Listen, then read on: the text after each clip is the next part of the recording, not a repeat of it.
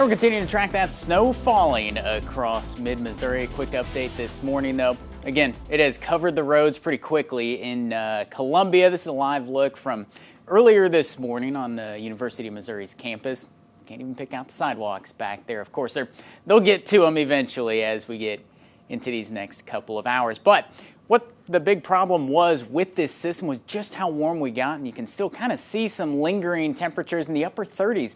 Osage Beach down around Fort Leonard Wood. You guys are the last ones to transition from this rain to snow still, even as we get into the daylight hours now. So going to be cutting into some of those snowfall totals. I'll show you those here in just a second. But again, by and large, we've started picking up more of that snow. Let's actually back things up, and I'll show you where some of the heaviest has been falling. Montgomery County back toward Gasconade County is kind of the fringes of the viewing area as we get into some of the far northern and eastern reaches of our viewing area. Here's the latest look at future track, and again, those darker blues, that's where we're going to be seeing the accumulating stuff going. As we get into these next couple of hours, that'll start to slide further south, get us up to about lunchtime or so, 11:30 on the latest run, and starting to thin out at least the intensity of some of this as we go into the early afternoon hours. I think we can finally shake it pretty late in the afternoon into the evening, whatever's left of that snow flying. It'll just be some flurries.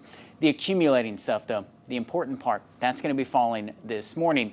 I mentioned we've cut into some of these totals. What we're likely going to end up with is about 1 to 2 inches. We might see some isolated areas sneaking up and getting close to about 3 inches as we get on the other side of the system. But as long as it took for us to transition from rain to snow for most of us here in the viewing area, that's what's ultimately going to be kind of doing us in. We've still got enough out there to create those slippery road conditions. Again, winter weather advisory just about across the board still. That goes all the way until about midday here in Columbia.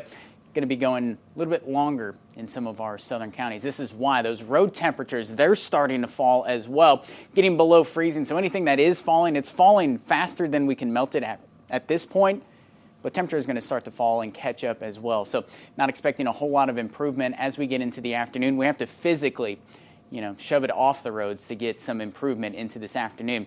Road crews will be doing their job, though, as we get into your Saturday, that weather alert day. Plan on some slippery conditions as we get throughout the first part of your Saturday.